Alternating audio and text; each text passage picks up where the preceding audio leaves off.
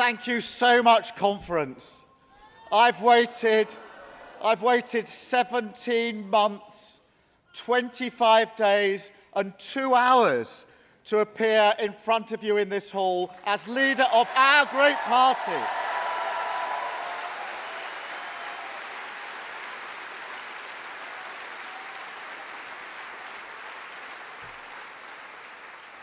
And Doreen, thank you for your kind words. Thank you for everything you've done for criminal justice. Thank you for everything you've done for our party. I'm so proud to call you my friend. Thank you, Doreen.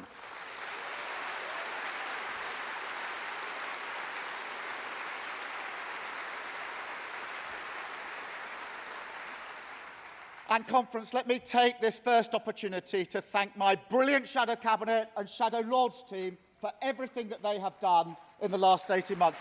Thank you so much, colleagues.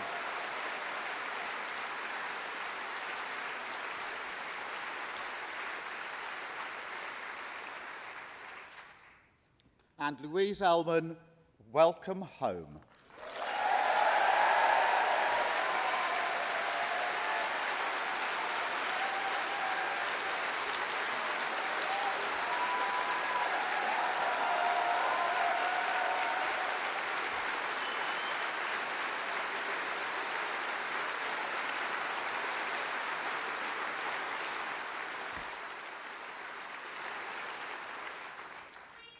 This hasn't always been an easy conference. Sunday was particularly nerve-wracking, but then the results started coming through. Arsenal 3, Tottenham 1.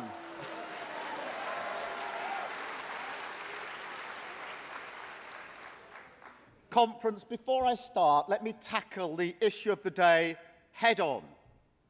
If you go outside and walk along the seafront, it won't be long before you get to a petrol station that's got no fuel.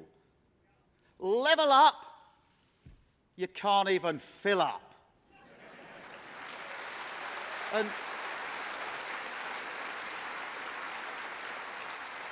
And conference, doesn't that just tell you everything you need to know about this government?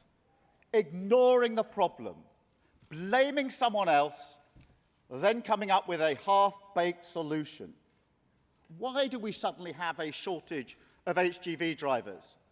Why is there no plan in place?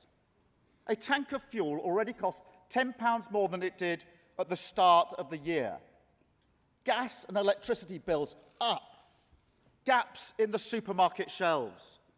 Rent up, especially for those on the lowest incomes. Yet this is the very moment the government is putting up tax on working people, putting up tax on small business, and shamefully slashing universal credit, the lifeline for 6 million families.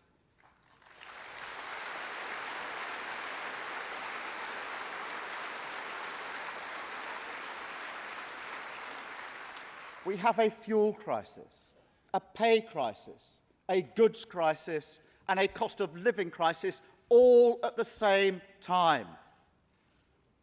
Conference, let me quote to you what the Prime Minister said at the United Nations last week. We believe that someone else will clear up the mess we make because that's what someone else has always done. Well, Prime Minister, either get a grip or get out of the way and let us step up and clear up this mess.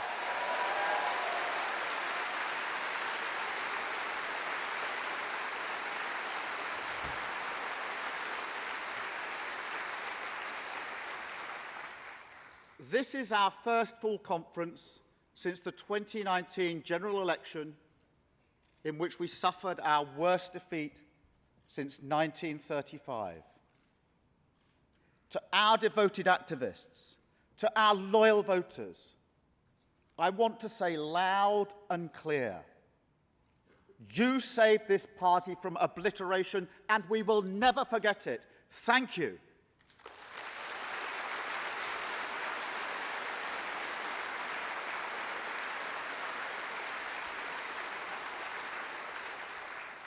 But my job as leader is not just to say thank you to the voters that stayed with us.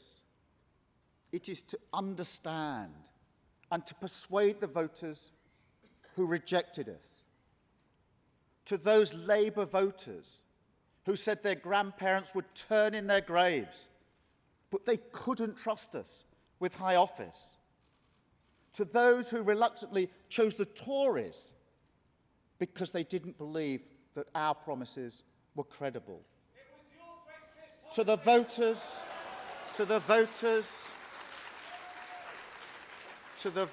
that thought we were unpatriotic or irresponsible, or that we looked down on them.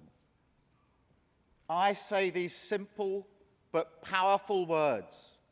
We will never, under my leadership, go into an election with a manifesto that is not a serious plan for government.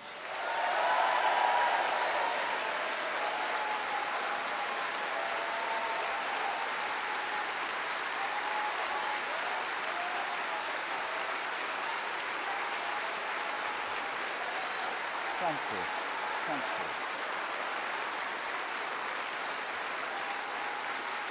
Thank you.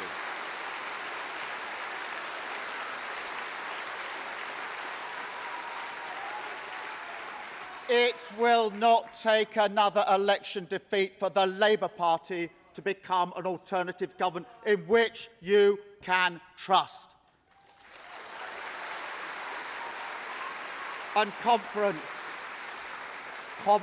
that's why it's been so important to get our own house in order this week, and we have done that.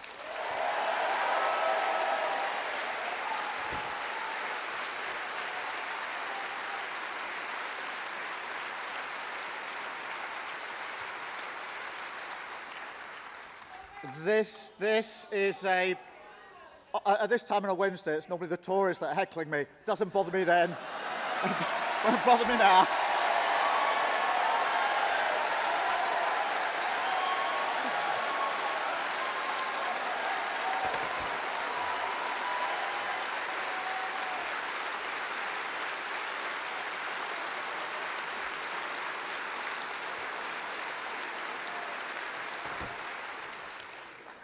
This is a big moment in our country's history. We will look back at this moment and we'll ask, how did the nation rebuild after the pandemic? Did we learn? Did we use the crisis to make the future? I see a government lost in the woods with two paths beckoning. One path leads back where we came from. None of the lessons of COVID are learned. The flaws that were brutally exposed by the pandemic all worsen. Childhood poverty increases. The crisis in social care gets worse. The housing market still broken. Slow and steady decline. But there's another path down which we do address the chronic problems revealed by COVID with the kindness and the togetherness that got us through. That path leads to a future in which a smart government enlists the brilliance of scientific invention to create a prosperous economy and a contribution society in which everyone has their role to play. It will be a future in which we make an opportunity out of tackling the climate crisis, and in which Britain is once again a confident actor in the world. I believe in this country, and I believe we will go forward.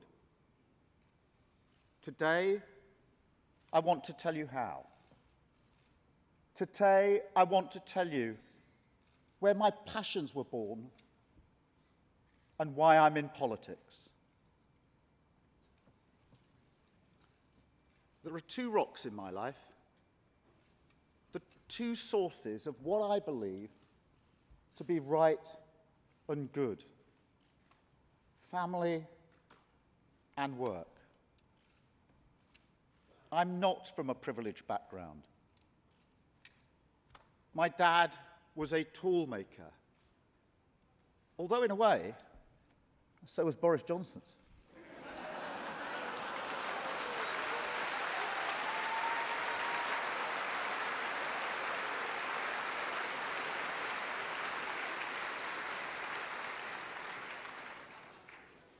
My dad was a toolmaker in a factory and worked on the shop floor all his life.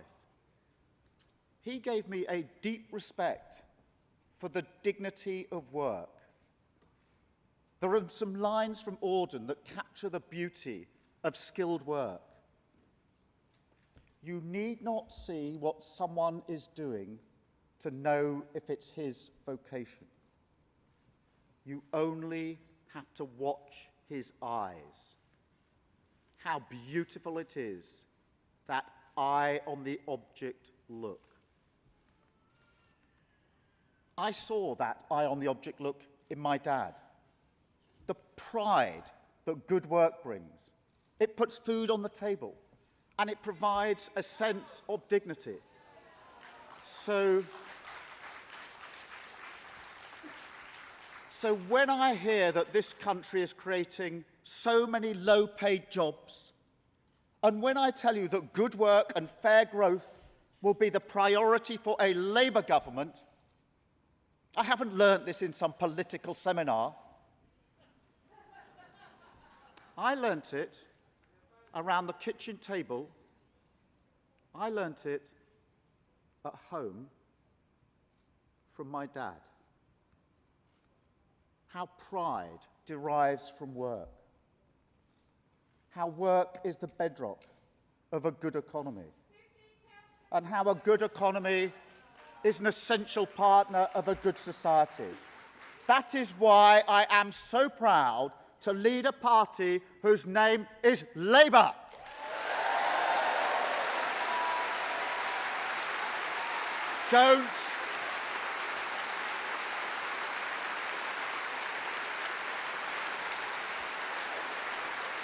Don't forget it. Don't forget it. Labour, the party of working people.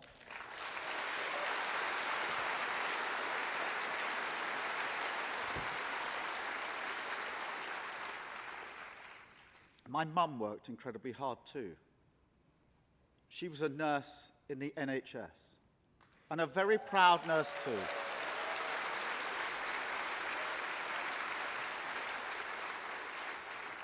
I got from my mum an ethic of service. But my mum was also, unfortunately, a long-term patient of the NHS. When she was young, she was diagnosed with Still's disease. It's a rare form of inflammatory arthritis which severely restricts mobility.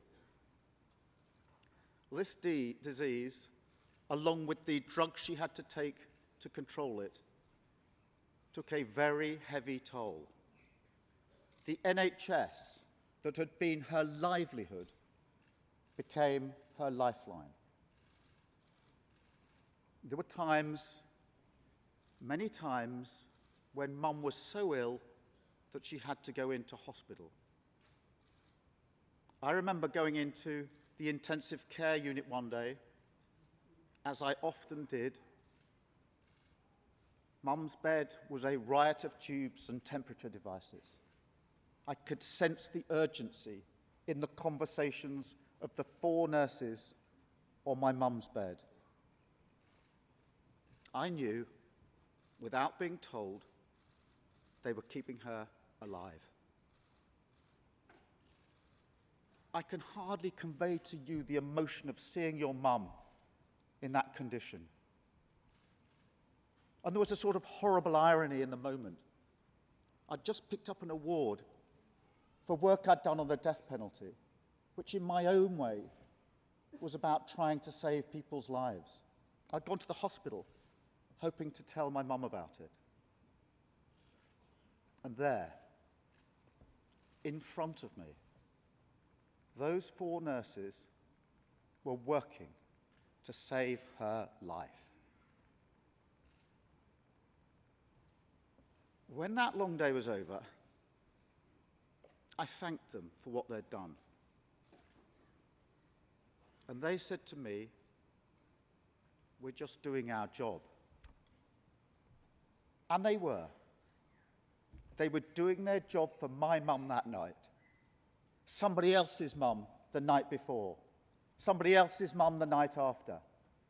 But that's not just a job, it's a calling. So when I think of the extraordinary dedication of doctors and nurses working to keep people alive as the COVID virus took hold, I know what that looks like. I understand what that means. So just as we stood on our doorsteps and applauded, let this conference ring out its approval to the NHS staff, truly the very best of us.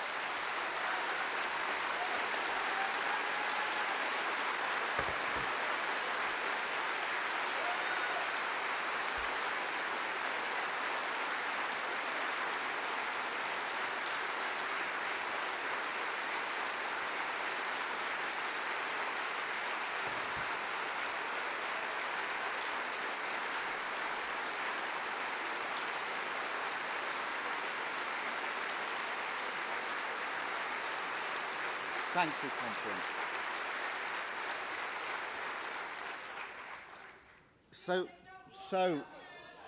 So, you see,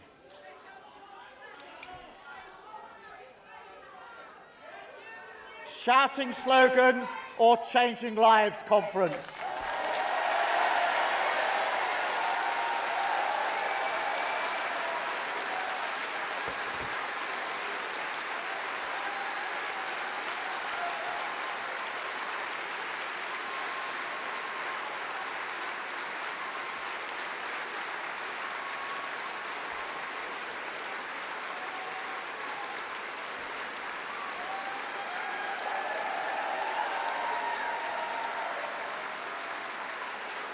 Thank you, Conference.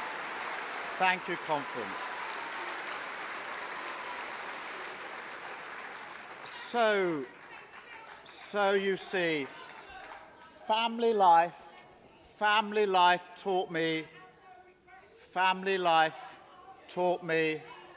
about the dignity of work and the nobility of care. Conference, as I say, slogans or changing lives. Slogans we can chant all day. We can chant all day.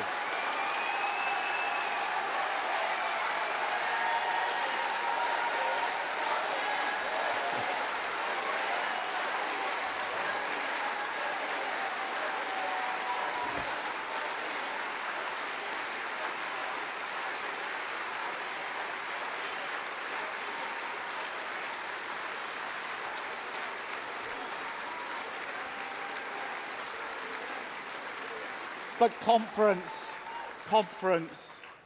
even with a name like Keir, I was never one of those people reared for politics.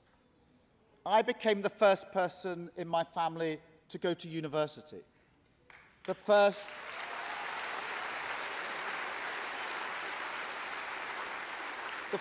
to go into the law. And every day as a lawyer, if you're a young radical as I was, you think of yourself as working for justice. You see people getting a raw deal and you want to help. Justice, for me, was not a complicated idea. Justice, to me, was a practical achievement. It was about seeing a wrong and putting it right. That's my approach in politics too. Down to earth, working out what's wrong, fixing it.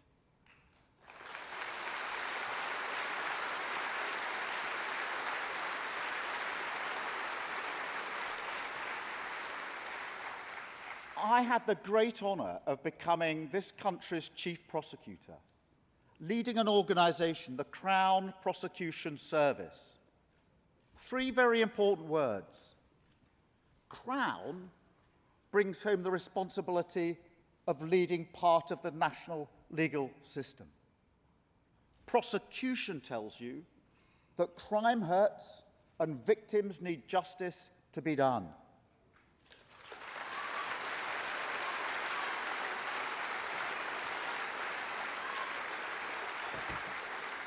Service is a reminder that the job is bigger than your own career advancement.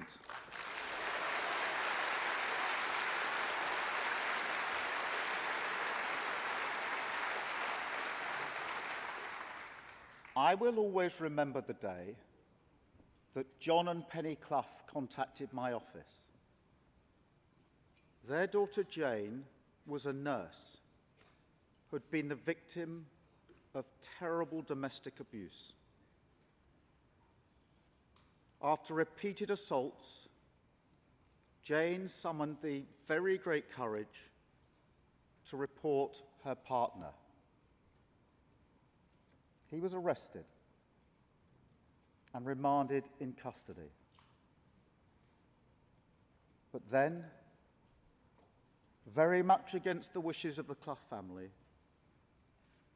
he was let out on bail. Jane lived in constant fear that he would return to harm her. She tried to ensure she never travelled to work alone. The one morning that Jane arrived at work unaccompanied, he was waiting for her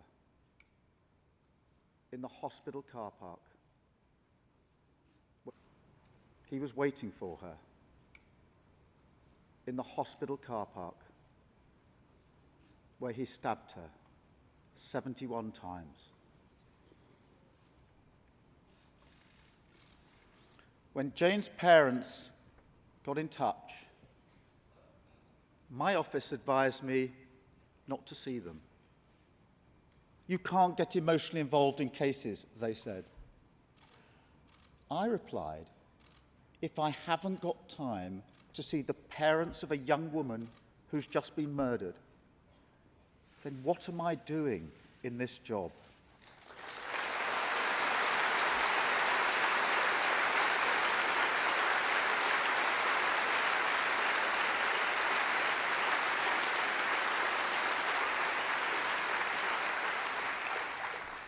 On the day that John and Penny were supposed to come and see me, to tell me about the cruel murder of their daughter and how the criminal justice system had let them down, my own daughter was born. We had to push back the meeting. It was an incredibly emotional day for all of us. As I listened to John and Penny tell me Jane's story, I knew that a great injustice had been done. I made a promise to John and Penny at the end of that first meeting that I would work with them to make sure that no other family went through what they'd been forced to endure. And we rolled up our sleeves and we changed the law. I am delighted to say that John and Penny have become good friends of mine, and I am beyond honoured that they have joined us here today. Conference, John and Penny Clough.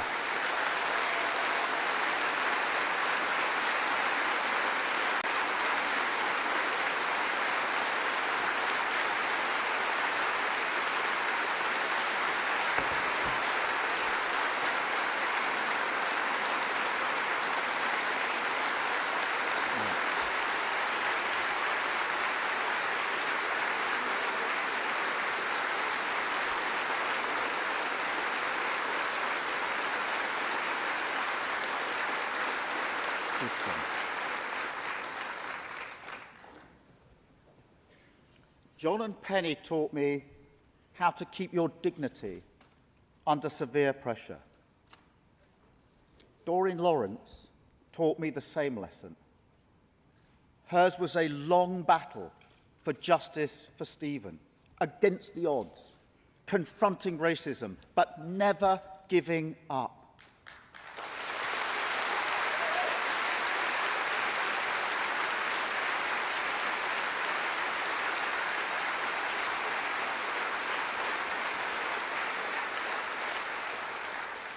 Her courage and resilience over 28 years is impossible to describe in words. I honestly don't know how I would cope if anything happened to one of our children. I do know that I am humbled by John, by Penny, and by Doreen.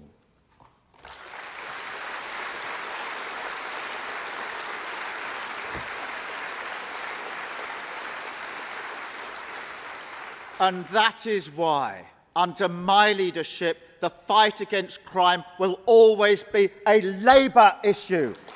A Labour issue.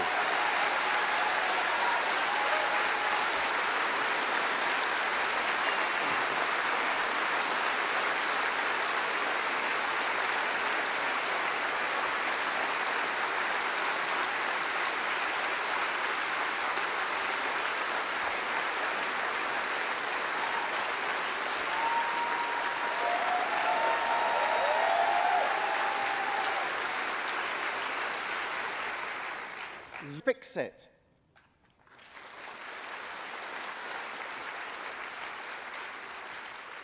Conference, when I learned that 98% of reported rape cases don't end in a criminal charge, I couldn't believe it. I couldn't believe it. I asked my team to check the figures. That can't be right, I said. But it was. Shocking. So we will fast-track rape and serious sexual assault cases, and we will toughen sentences for rapists, stalkers, and domestic abusers.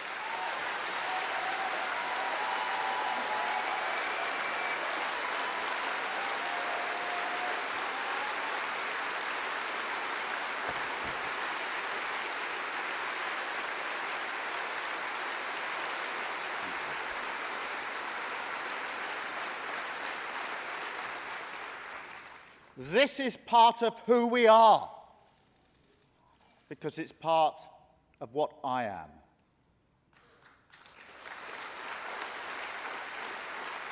Today, conference, I'm here to tell you what I stand for. But I'll also tell you what I won't stand for. I won't stand for 2 million incidents of antisocial behaviour this year. I won't stand for record levels of knife crime that we have in this country today. And I won't stand for 9 out of 10 crimes going unsolved.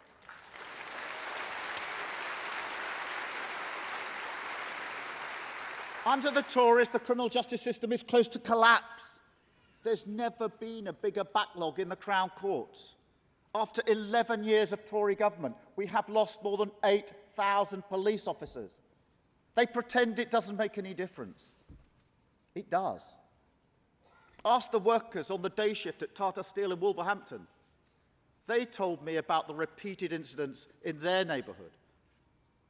Or the young women I recently saw in Stoke, who told me that they dare not go out in their high street alone. They see more violence and fewer police. It's just common sense to put the two together. The Tories are letting you down, and I can promise you that will never happen under my leadership.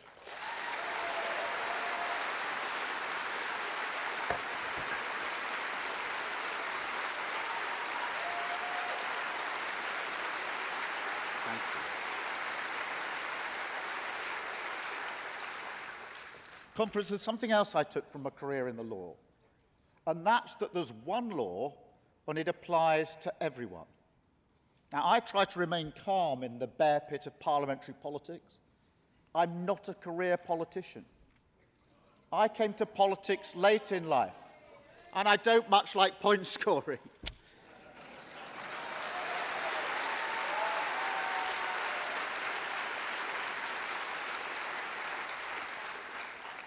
But the one thing about Boris Johnson that offends everything that I stand for is his assumption that the rules don't apply to him.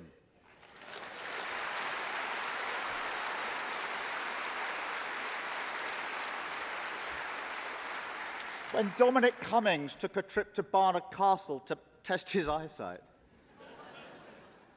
Boris Johnson turned a blind eye.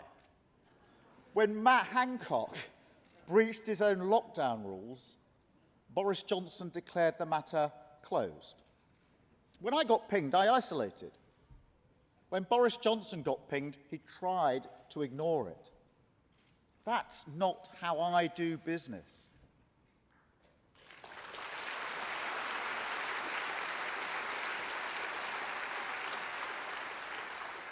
When I was the chief prosecutor and MPs fell short of the highest standards on their expenses, I prosecuted those who had broken the law.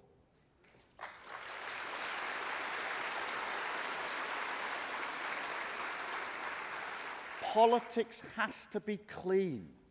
Wrongdoing has to be punished.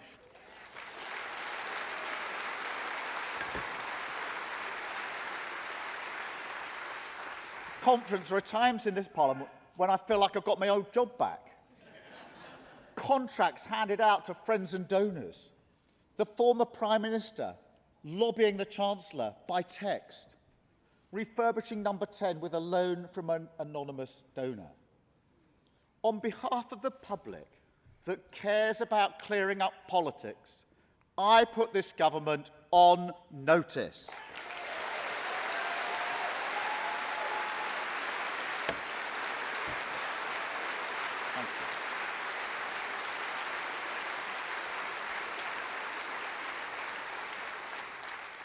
I've spent my entire working life trying to get justice done.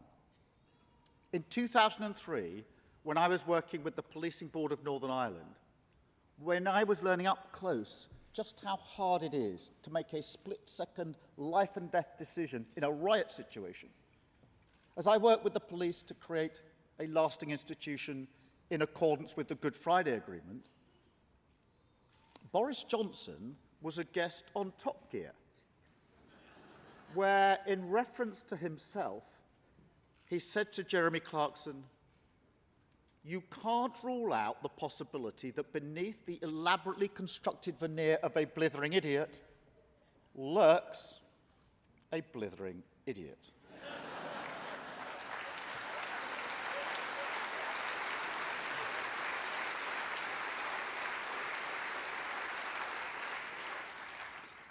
When, in the autumn of 2010, I was the chief prosecutor working with Doreen Lawrence to finally get a prosecution of the two men that murdered Stephen, Boris Johnson was writing an article in The Telegraph declaring a war on traffic cones. And when this country was threatened by terrorists who were trying to bring down planes with liquid bombs, I spent the summer of 2010 helping to put those terrorists behind bars where they could no longer pose a danger to British citizens.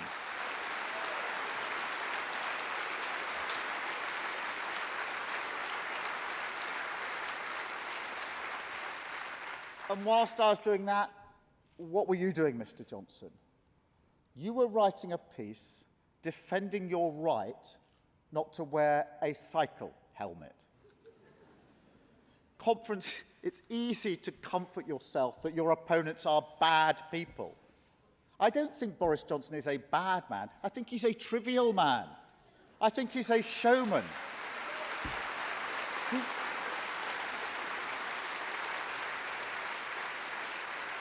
He's a showman with nothing left to show. He's a trickster who's performed his one trick. Once he'd said the words, "Get Brexit done," his plan ran out. There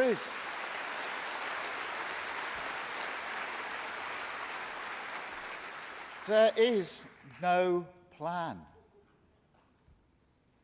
The questions we face in Britain today are big ones. How we emerge from the biggest pandemic in a century. How we make our living in a competitive world. The climate crisis. Our relationship with Europe. The future of our union. These are big issues, but our politics is so small. These times demand a responsible leader with clear values. From my dad, I understand the dignity of work. From my mum, I appreciate the nobility of care. From my work, the principle that we are all equal before the law. And from the victims of crime, that the law is there to make us secure. Work, care, equality, security.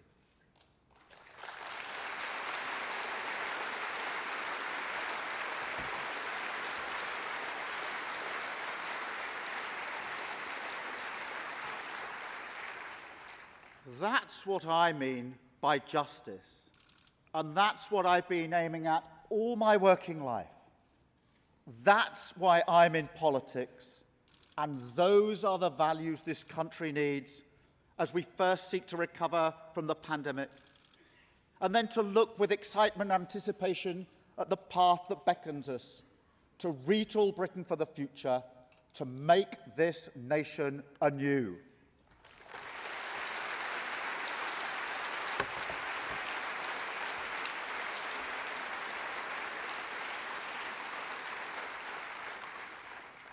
I want to start with the importance of care.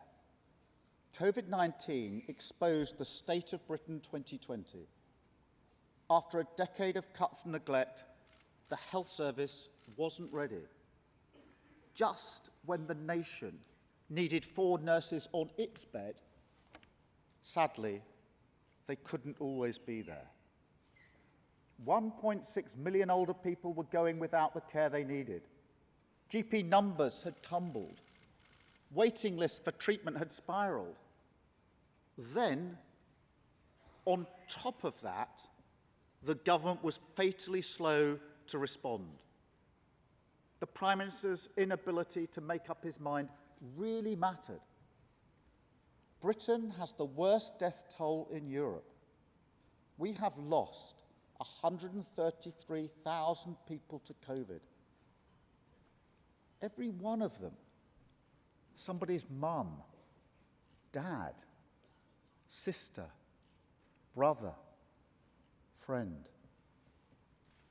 I know it was difficult, but the situation is worse than it needed to be. And it wasn't just a government failure over 18 months. It was a failure of the government's duty of care over 11 years. 11 years.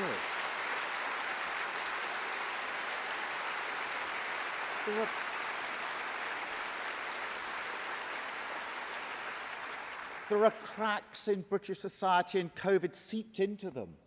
Low earners were at greater risk. So were black and ethnic minority communities.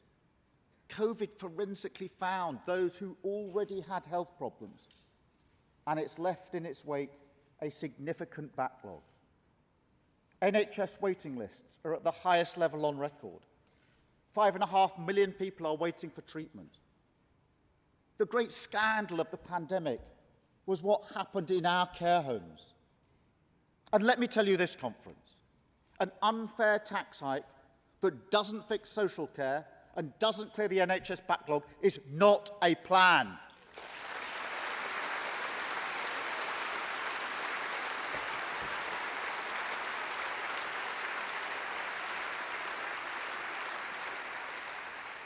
We know that people will still be forced to sell their homes for care. Working people will have to pay more. But there's still no plan. A plan would prevent problems before they bite. A plan would provide care at home, where people are. A plan would ensure the workforce was properly valued. And a serious plan wouldn't be funded by hammering working people.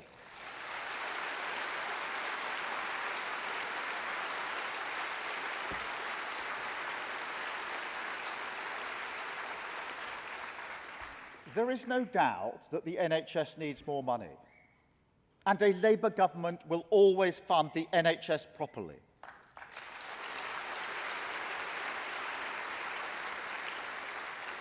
But the future of the NHS can't just be about chasing extra demand with more money. And neither can it be about reshuffling the furniture in yet another pointless reorganisation. We have to understand the big moment that the NHS faces. In 1900, the average British person expected to live to the age of 48. Today, average life expectancy is 80. The number of people aged 65 and over in this country is growing 3 times faster than the number aged under 65. That is a wonderful achievement and the biggest test in the history of the NHS. No society in British history has been as old as our modern nation. Small politics will no longer do. I want Britain to be the healthiest nation on earth. So let me tell you what Labour would do. We would shift the priority of the NHS away from emergency care towards prevention.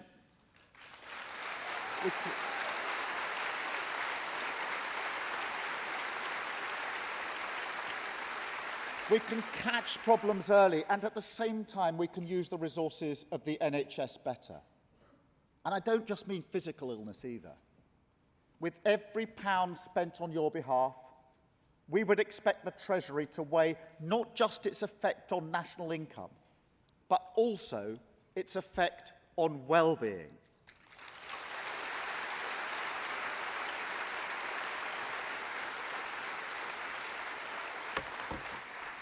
Now, let me give you an example. One of the urgent needs of our time is mental health. Labour will guarantee that support will be available in less than a month.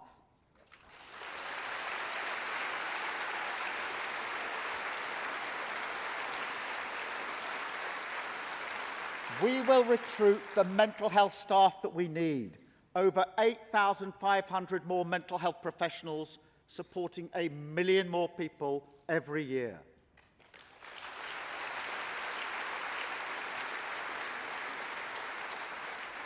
Under Labour, spending on mental health will never be allowed to fall.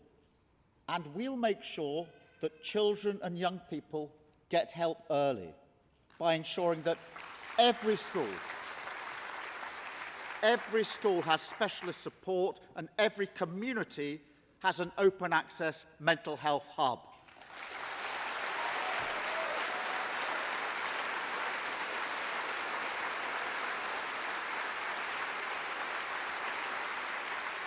Conference. This is prevention in action, helping young people looking after their well-being. It's the principle my mum taught me, the principle of care. Let me give you a flavour of what care will look like in the future. I was at University College Hospital in London recently. An orthopaedic surgeon told me about a robot. This robot sits on the operating theatre, making sure every incision is just right.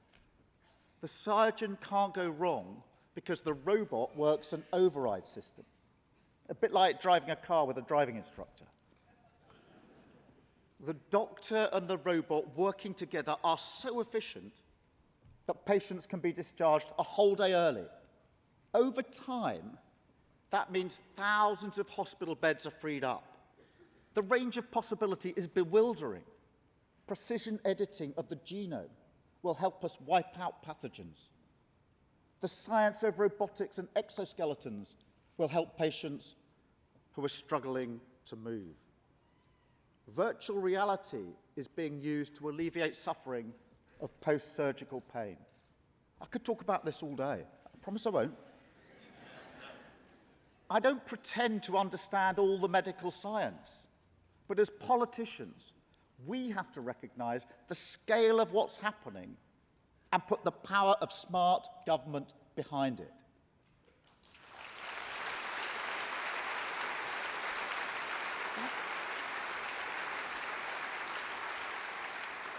That is what care will mean in the future. This is how health will be remade. And then we need to give our young people the tools of the future. Education is so important. I'm tempted to say it 3 times.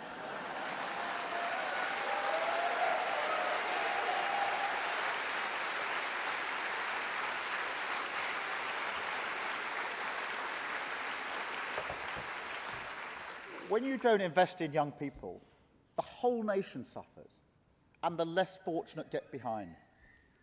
By the time they finish their GCSEs, pupils from poorer families are 18 months behind their wealthier peers. That's right, 18 months. The pandemic showed that you can't trust the Tories with the education of our children. Children on free school meals going hungry. There was U-turn after U-turn on school closures. The attainment gap between rich and poor grew. The government asked Kevin Collins, a recognised expert in the field, to be their recovery czar. He told them what they needed to do, and they said no. When he saw the government plans, which he described as feeble, Mr. Collins had no option but to resign. If you can't level up our children, you are not serious about levelling up at all.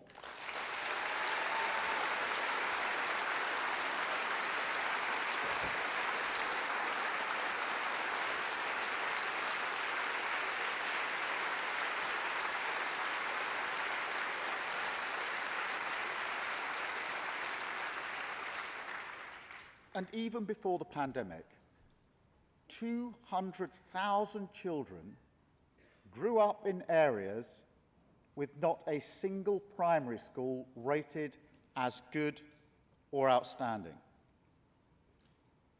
Just think about that. Not a single primary school rated as good or outstanding. I want every parent in the country to be able to send their child to a great state school.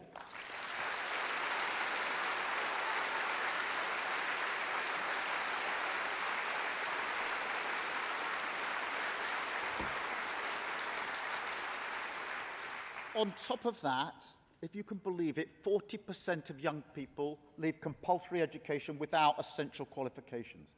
What does that say about their future? We will not put up with that. That is why Labour will launch the most ambitious school improvement plan in a generation, not walking around the problem, but fixing it.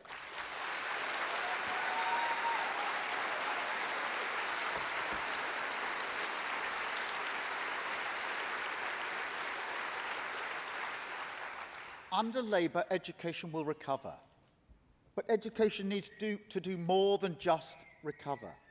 It needs to be pointed in the direction I took from my dad, towards skill, towards work.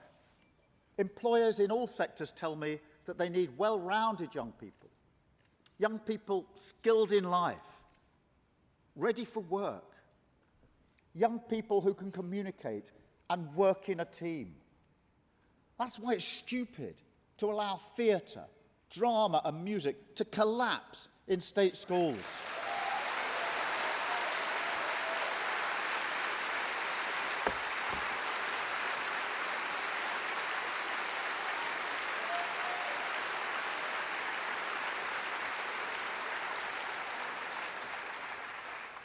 We want every child to get the chance to play competitive sport and play an instrument.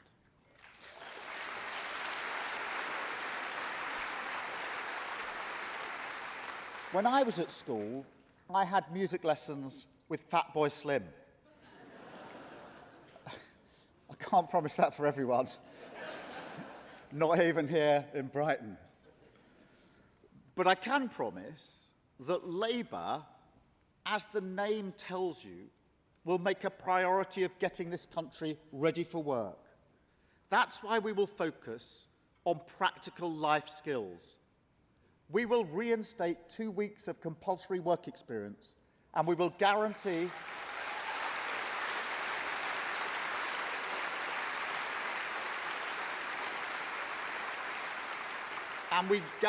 that every young person gets to see a careers advisor. But conference, young people won't be ready for work or ready for life unless they are literate in the technology of the day.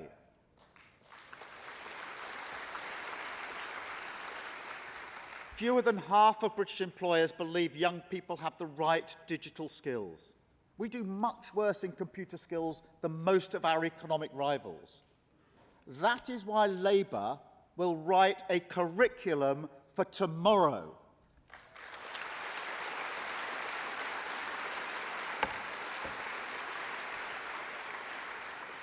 Reading, writing and arithmetic are the 3 pillars of any education. We would add a 4th, sadly it doesn't begin with R, digital skills. We need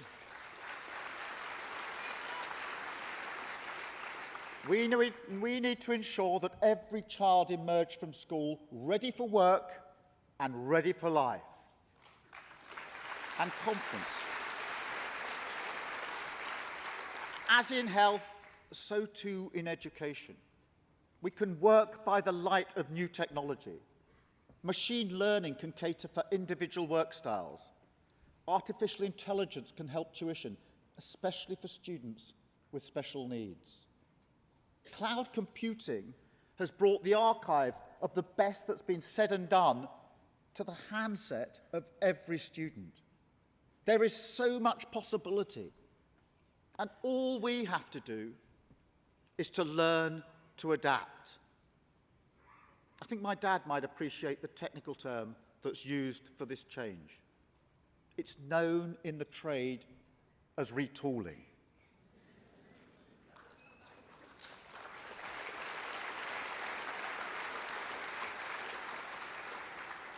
And conference, what is the small Tory idea to respond to this change?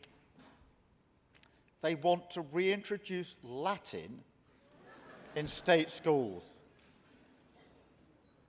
So let me put this crisis in the only language that Boris Johnson will understand. Carpe diem. Seize the day. Seize the day.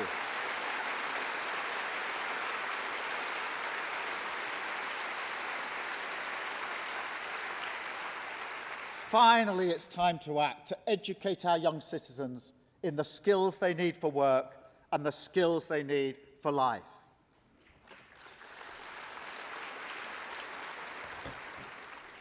A society that cares, an education system that fosters the skills. That's the foundation of an economy that works. In his great study, The Wealth and Poverty of Nations, David Landis explains why Britain was home to the first industrial revolution. The perfect home for growth, said Landis, had responsive, honest government. I'll say no more about that just at the moment. It tended to favour the new over the old, enterprise over conservatism. It spread the rewards evenly to make sure most of the talents were recognised all of the time.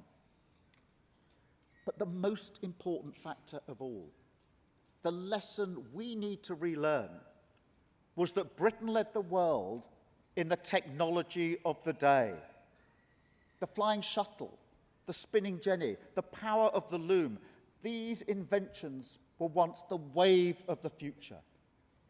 In textiles, iron, energy and power, Britain was a pioneer. I know that with Labour, we can do that again. But every day we waste, with a government with no industrial strategy, we're falling further behind. A scientific revolution is happening around us. But if we don't have a government ready to remake the nation, the opportunity will pass us by. Already, too many people are shut out of economic reward. We once took it for granted that our children would enjoy more than their parents. That idea drove my mum and dad.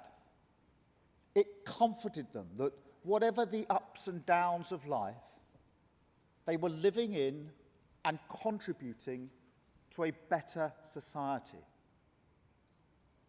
But after 10 years of the Tories, we've lost this. We have 5.7 million people in low-paid and insecure work. Workers in transport, care, education and the utilities. These were the people who kept the show on the road during the pandemic. And their reward is continued low pay and job insecurity. The millennial generation, clustered in low-paid jobs, will be the first generation to have lower lifetime earnings than the one that went before. After a decade of the Conservatives, we have an economy with historically low rates of investment. Since 2010, in the Investment League of 170 nations, Britain comes in a miserable 150th. Labour will work with sectors which are strong: pharmaceuticals, materials, defence, chemical engineering, consumer goods, environmental technology, transport and biotechnology. Under Labour's Buy, Make and Sell in Britain programme, there will be more local procurement. The towns that were the crucibles of the original industrial revolution need to be revived in the next. The coal and cotton towns of Lancashire, the wool towns of Yorkshire,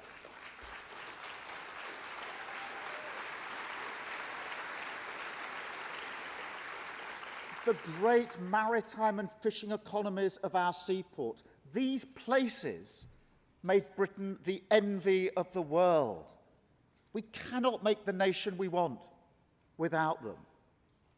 The lesson is that a secure, well-paid workforce of skilled people in high-class work, protected by good trade unions, is not separate from good business.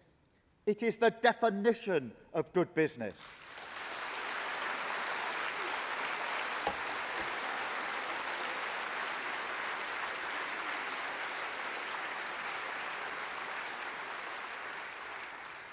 And good business and good government are partners.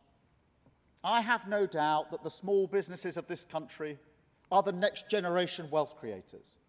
I want to see enterprising, creative companies.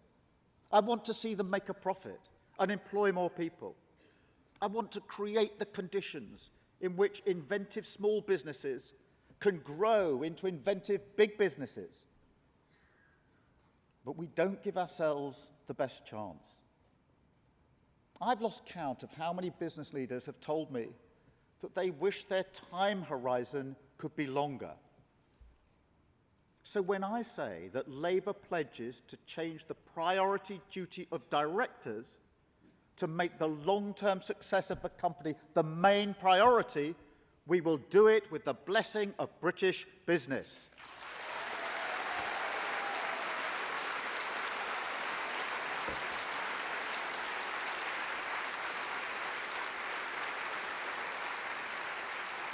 A focus on the long term will allow for better investment.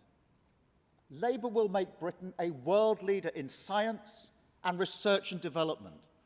And we will set a target to invest a minimum of 3% of GDP.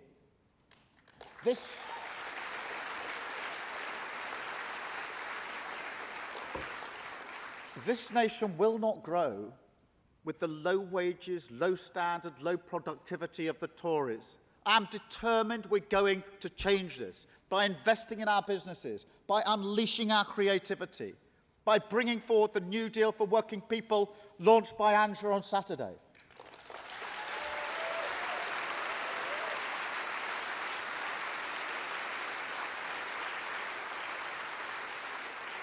This is how we remake our nation. The good society and the strong economy as partners. Without a good society, we waste the talents of too many people. Without a strong economy, we cannot pay for the good society. Talk is cheap, but progress isn't. If we want permission to create the good society, we have to win trust that we will create a strong economy.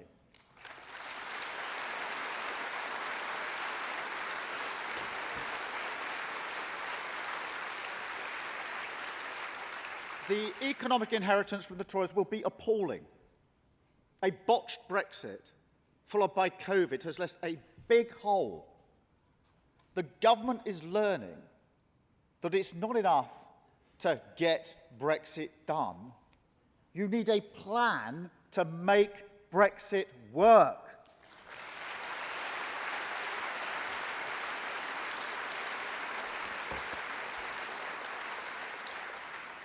I do see a way forward after Brexit.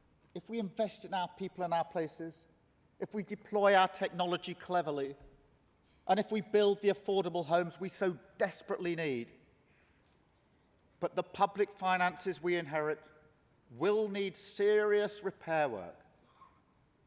I take the responsibility of spending your money very seriously. That's why our approach to taxation will be governed by the three principles. The greater part of the burden should not fall on working people.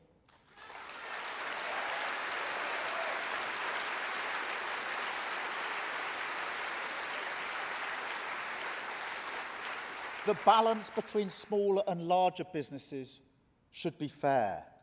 And we will chase down every penny to ensure that people, working people paying their taxes, always get value for money.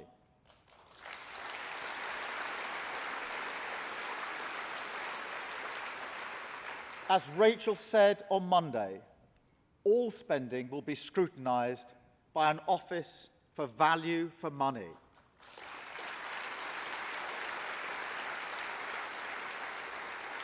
There will be no promises we can't keep or commitments we can't pay for. Too often in the history of this party, our dream of the good society falls foul of the belief that we will not run a strong economy. But you don't get one without the other. And under my leadership, we are committed to both.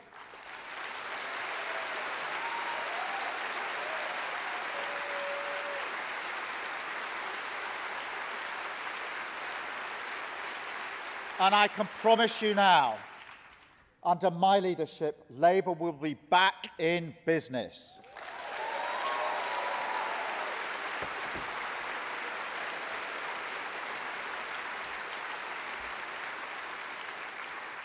Now, let me give you an example of how this template can work. Let's take the hardest question and the biggest issue of our time. Climate change. Climate change.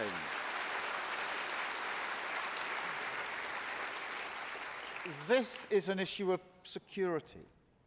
It's a test of justice on a global scale. Climate change poses an existential threat. It will turn fertile terrain into desert land. Conflicts will break out over scarce resources like water. Millions will be displaced by flooding, forest fires, and violent storms. Time is short, and we have a duty to act.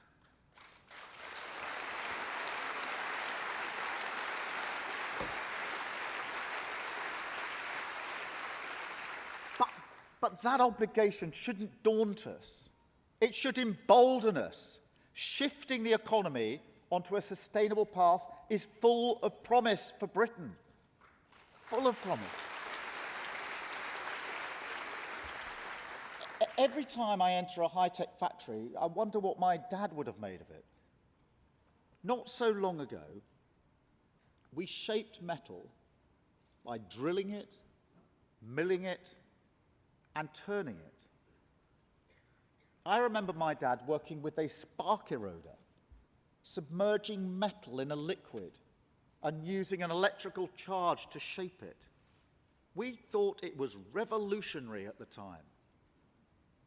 But at Airbus recently, where they're developing the world's next hydrogen wing, I saw them working with 3D engineering, literally shaping components by bringing together particles and matter in a way completely unimaginable in the factory my dad used to work in.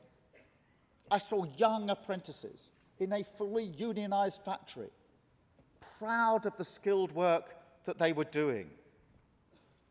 And their pride came from knowing that they were at the heart of a revolution, building the next generation of hydrogen and battery planes. They felt like pioneers of flight, perched on the edge of a cliff, taking the risk, knowing that success for one of them would change the world. In Scotland, I saw the great potential of wind power at Whiteley Wind Farm. Yet conference of the 250 wind turbines at Whiteley, not one of them was made in Britain. From their manufacturing base in Fife, the workforce can see the turbines literally being towed in from places like Indonesia. The next generation of deep-sea wind turbines could be our opportunity. Skilled engineering, offshore work, sectors where we could lead the world if only we had a government willing to lead.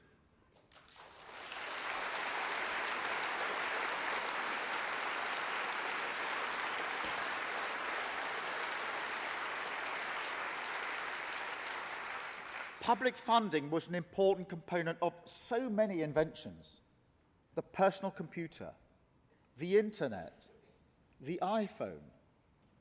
If only we funded science seriously, we could make a historic contribution to the battle against climate change.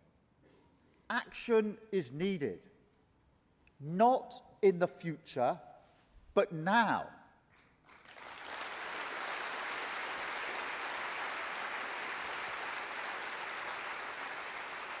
If we delay action by a decade, the costs of climate transition will double.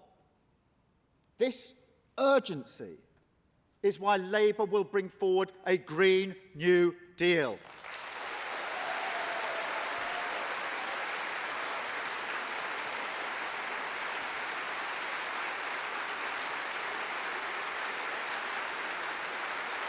Thank you.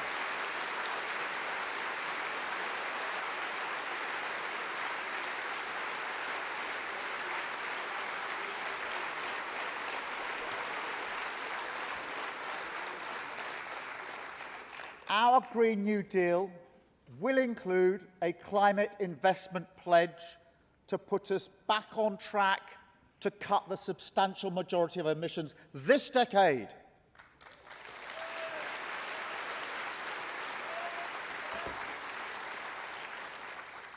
And if we're serious about climate change, we need to upgrade our homes. The Tories inherited plans from Labour to make every new home zero carbon. They scrapped them. They scrapped them. And now we have a crisis in energy prices. Emissions from homes have increased. And we have the least energy-efficient housing in Europe. So it will be Labour's national mission over the next decade to fit out every home that needs it, to make sure that it is warm, well-insulated and costs less to heat. And we'll create thousands of jobs in the process.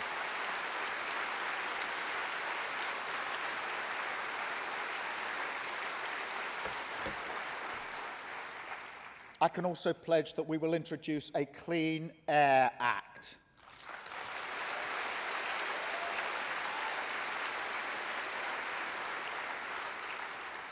And everything we do in government will have to meet a net zero test to ensure that prosperity we enjoy does not come at the cost of our climate.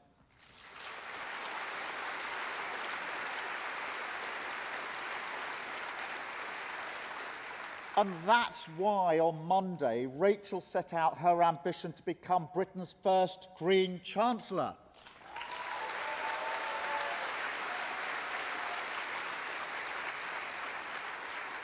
Committing the next Labour government to an additional 28 billion of capital investment in our country's green transition for each and every year of this decade.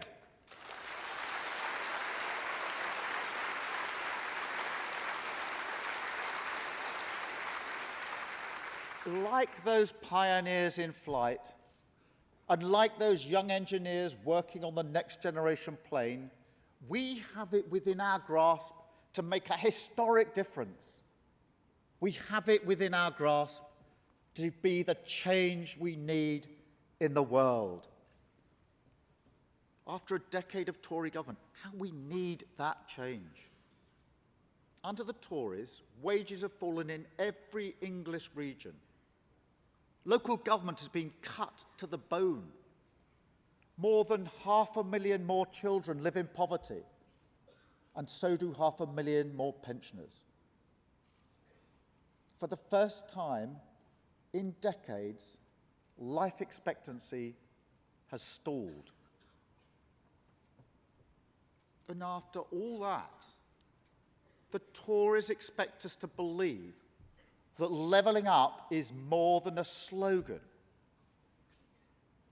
Well, let me offer the Conservative Party a lesson in levelling up. If they want to know how to do it, I suggest they take a look at our record the last time we were in government.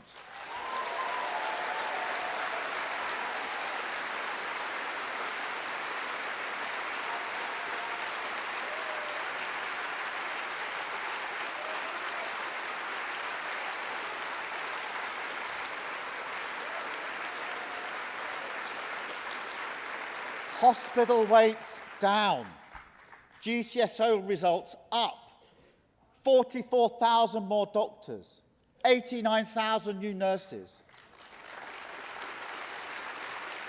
Child poverty down 1 million, pensioner poverty down 1 million. Rough sleepers down 75%. A national minimum wage.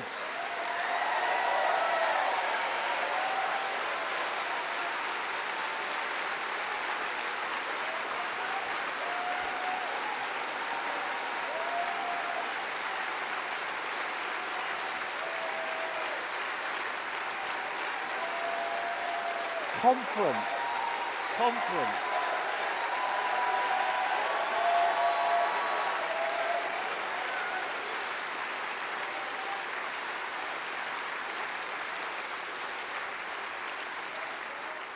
The OECD said that no nation had had a bigger rise in social mobility than Britain. You want levelling up? That's levelling up.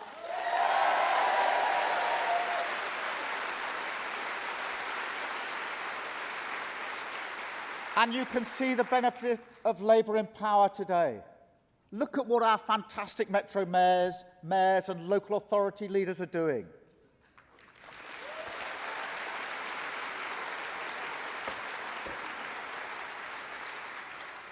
And let's hear it for the difference Mark Drakeford and his team are making in Wales.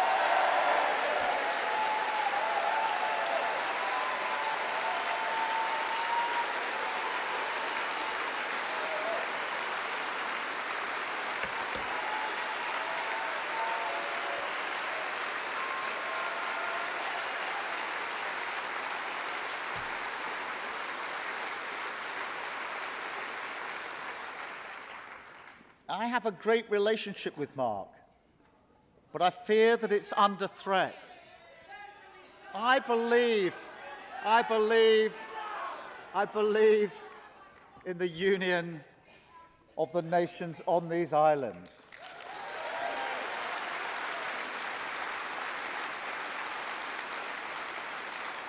But we have a cavalier government that's placing it in peril.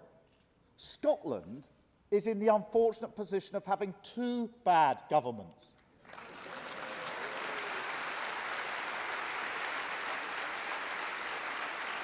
The Tories in Westminster and the SNP in Holyrood.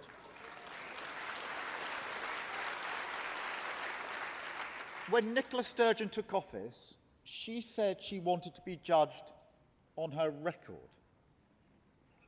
Well, these days, with the poorest in society less well-educated and less healthy, and with the tragedy of so many drug-related deaths, we hear rather less about the SNP's record.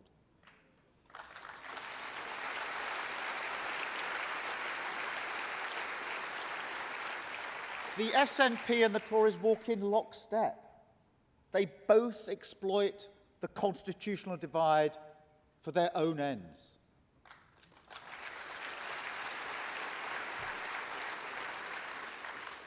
Labour is the party that wants to bring our nations together.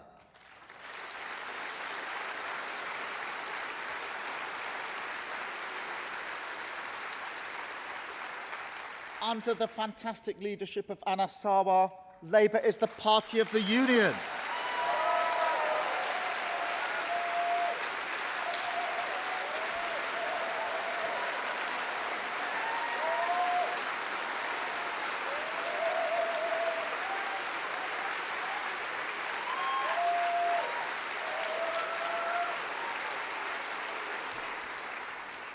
Because it's not just that divorce would be a costly disruption, although that's true.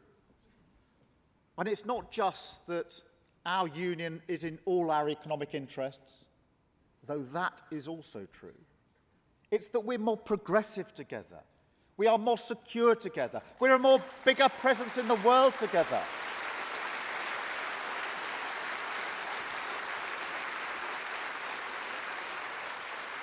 We are greater as Britain than we would be apart.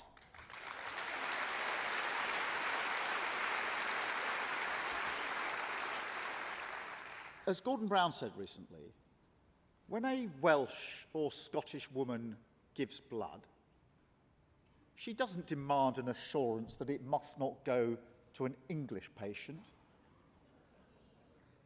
I'm delighted that Gordon will lead our commission to settle the future of the Union.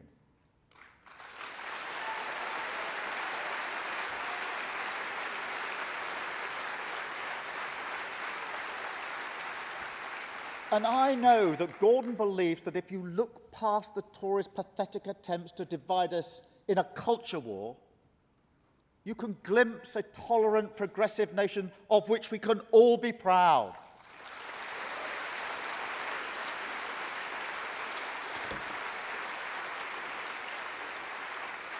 I believe that our diversity is one of the things that makes this country great. As this country continues to change, as we slowly liberate the talents of more people, as we name and tackle discrimination, as we make a better place for people with disabilities, I believe we grow as a country.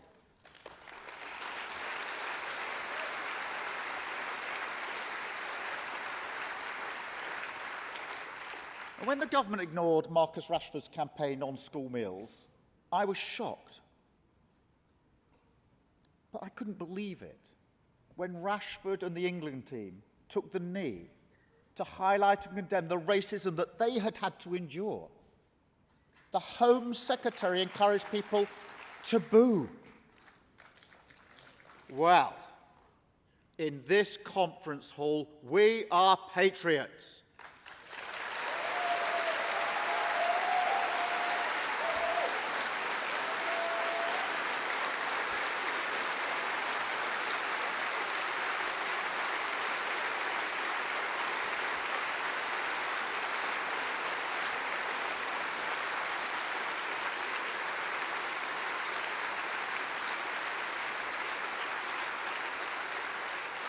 When we discuss the fine young men and women who represent all our nations, we don't boo, we get to our feet and we cheer.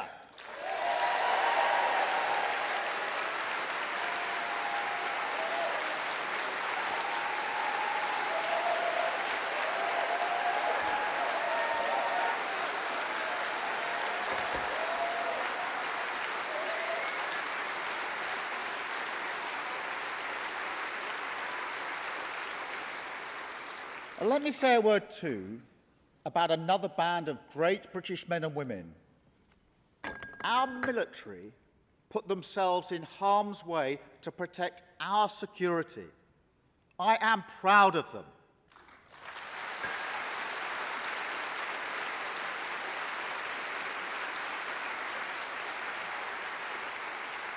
And I'm proud of the work they did for us in Afghanistan. Thank you.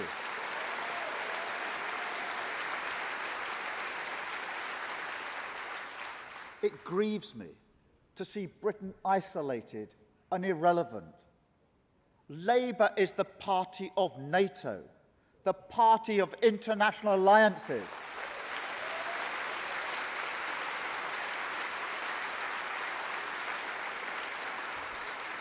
Under Labour, we will rebuild our alliances, we will mend broken relationships, and we will do right by the Great Britons who serve in our armed forces.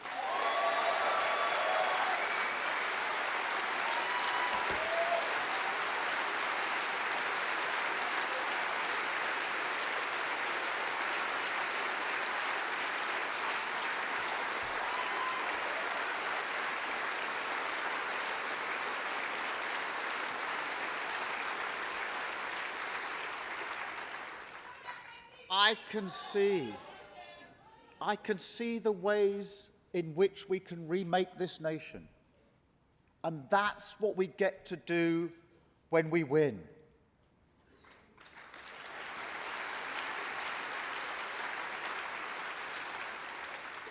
In a way, the more we expose the inadequacy of this government, the more it presses the question back on us.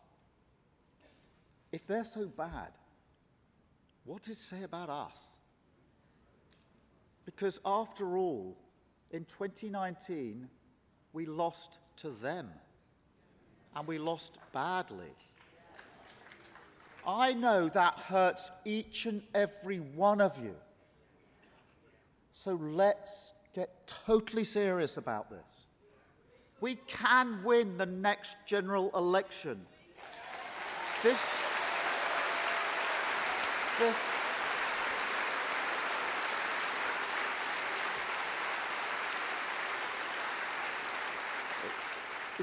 government can't keep the fuel flowing. It can't keep the shelves stacked. And you've seen what Boris Johnson does when he wants more money. He goes straight to the wallets of working people. Labour is the party that's on the side of working people. So imagine, just imagine waking up the morning after the next election in the knowledge that you could start to write the next chapter in our nation's history, bending it towards the values that bring us year after year to this conference hall to seek a better way, proud in the knowledge that you were part of it.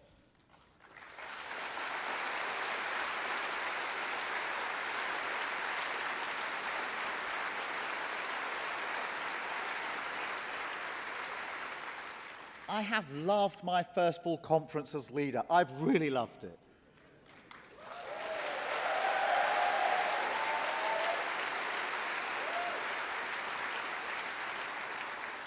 But I don't want to go through the same routine every year. In a few short years from now, I want to be here with you talking about the difference we're making, the problems we're fixing as a Labour government.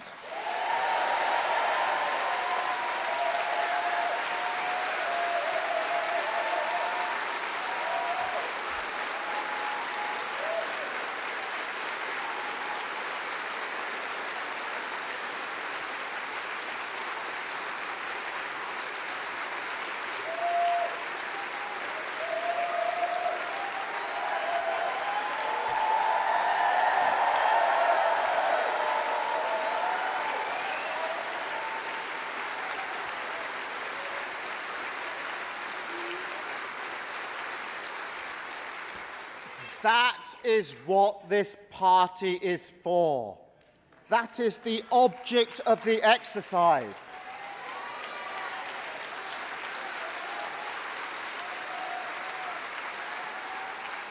And as the leader of this party, I will always have that eye on the object look. How beautiful it is, that eye on the object look.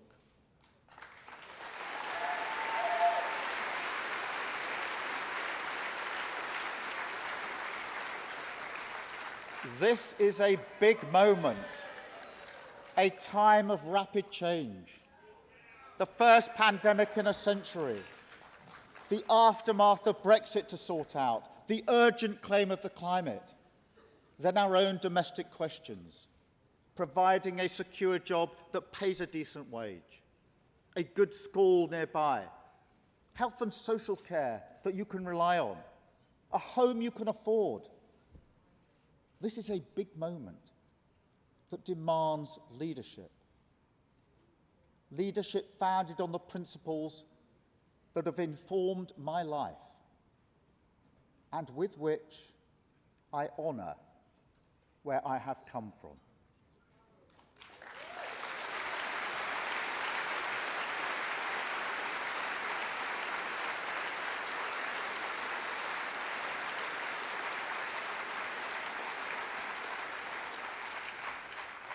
Work, care, equality, security. I think of these as British values. I think of them as the values that take you right to the heart of the British public. And that is where this party must always be.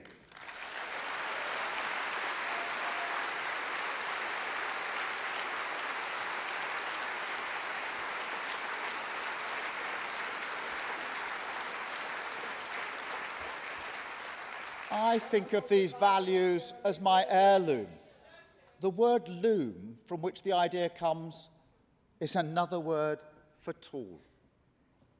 Work, care, equality, security.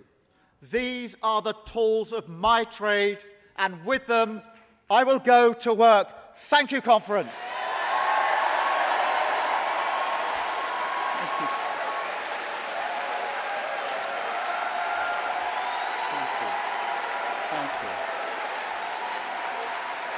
Thank you, conference.